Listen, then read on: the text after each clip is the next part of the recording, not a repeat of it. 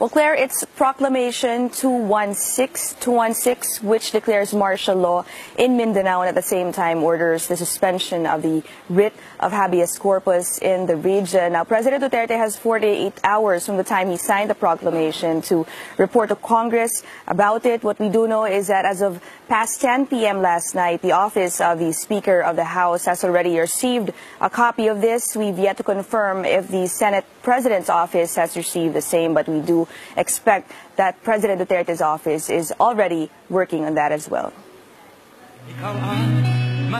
With the signed proclamation at hand, he made the announcement, fresh from Russia.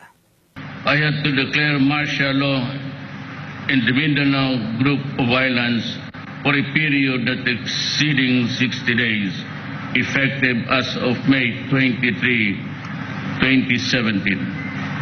The privilege of the writ of habeas corpus is likewise suspended.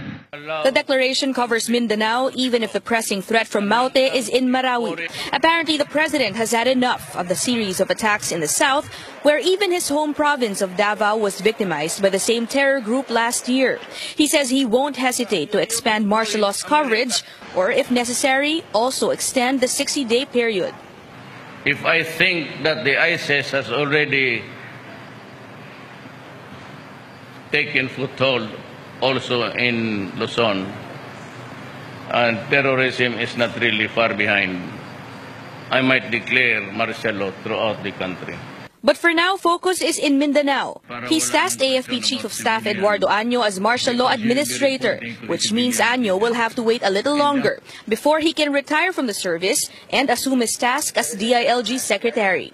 President Duterte stresses he will be harsh and his directives clear. Remember that this is not intended for the law-abiding citizen. We are the least of your worry. But if you confront government, and my orders are, one, to enforce the law, and anyone caught possessing a gun and confronting us with violence, my orders are shoot to kill. He says even civilians will be allowed to fight it out with terrorists, but with a condition.